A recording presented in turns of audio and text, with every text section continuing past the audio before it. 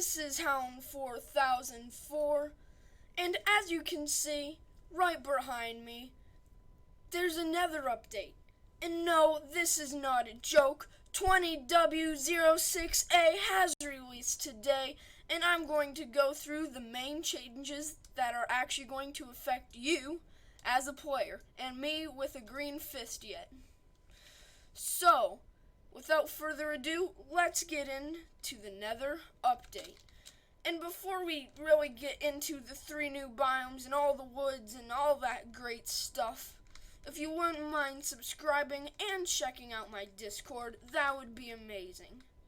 Starting off, let's check out the blue Nether forest, which is actually called, what's it called? The Warped Forest. There's more of an official name. One sec. So it's just simply called the Warped Forest, and it looks amazing. All this grass on the ground. We got this warped nether warp block, or just warped block. We got this awesome new tree stem, which we'll get into a bit later. And then this tree also produces this new block called Shroomlight. Overall, this biome is pretty amazing. And I don't know, that this tree is ridiculously tall. That's not what I meant to say, though. Endermen seem to spawn quite frequently. So, there was an Enderman back there. I don't know. Every other time you turn, there's another Enderman. So, bunch of Endermen. Next up is the Soul Sand Valley. The Soul Sand Valley brings us blue fire, a new block, and some bone structures. So, this is regular, boring, old, plain soul sand, but this new wavy block across the plains of the Soul Sand Valley, we have the soul soil. Now, upon putting flint and steel, just fireballs, anything with soul sand, will create this awesome blue fire that when you burn in survival, you will still burn red. Down deep in the valleys of this biome, there are these just regular bone blocks that make some bone structures. Very, very nice to have, and a much better way to get bone blocks. All these pillars we have going to the ceiling is a new block as well. In fact, no, only one. For a minute I was confused. Right here we have the basalt. And the basalt is brand new also. We'll get into that a bit more later in this video. Then finally, we have the crimson forest. It's kind of like the warped forest brother. You know, it's just red instead. It rhymes. I know, I'm the best. So in this biome we have crimson stem, which is another wood source for the nether, and we have the nether warp block. There's these vines and a bunch of more blocks we'll get into in the future. Yeah, overall though, this biome is really nice looking.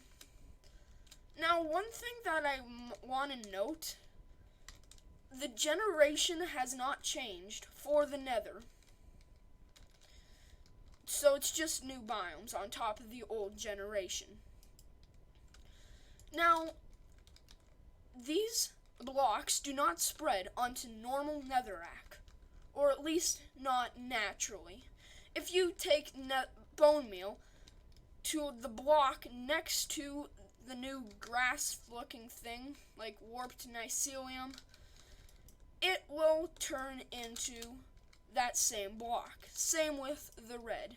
So that's, once again, using bone meal.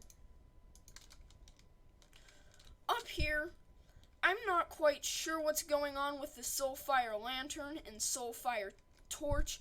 They have the exact same properties as normal lanterns and normal torches, but they're blue. I guess it's kind of cool to have that.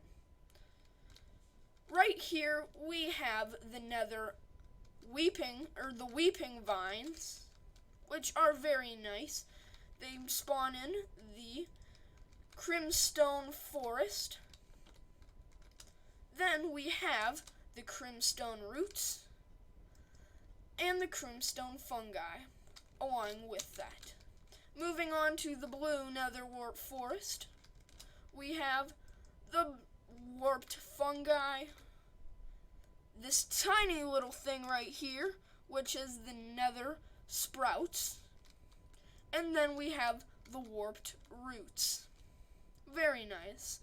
As I was flying around the Nether, I actually saw one of these warped roots with yellow or orange things in the middle. And no, I know I did not see this mushroom right here. With all the natural things out of the way, let's go ahead and chop down a tree and move into the wood.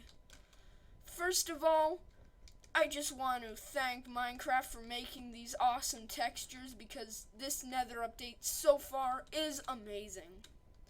So starting off with the Crimstone selection, here's the original Crimstone stem, and of course it's a wood, so you got Crimstone fence, Crimstone stripped, or stripped Crimstone, Crimstone trapdoor, Crimstone stair, Crimstone fence gate, Crimstone slab, Crimstone sign, Crimstone planks, Crimstone button, and Crimstone door, which look amazing, by the way, may I point out. Moving on to the warped area.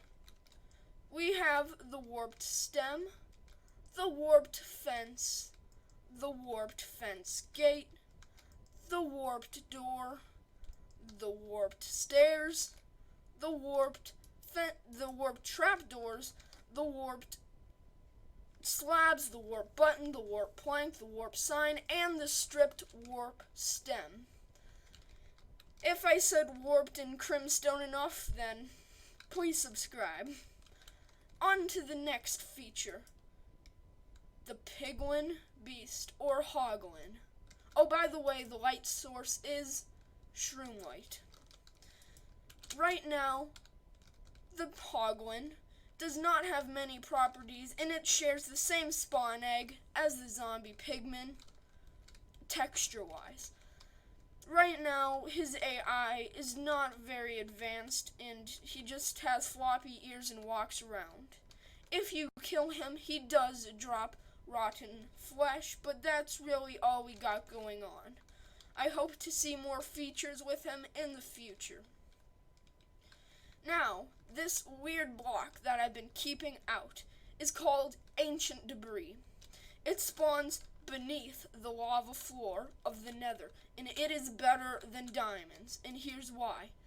It makes all of these tools and this block and this ingot and whatever netherite scraps are, I honestly don't know, probably some plans for the future, but this armor and these tools are supposedly better than diamonds. They look quite nice, and here's what they look like on the player. So, yeah, looks very nice, very netherish, and that's all I have to say about that. May I point out, there will be much more in the future. We haven't even got the piglins. We'll get some more structures, some more features in the future, but that does it for Minecraft Snapshot 20W06A. Thanks for watching. This is Hound4004. I hope you found my video helpful, and may I say goodbye.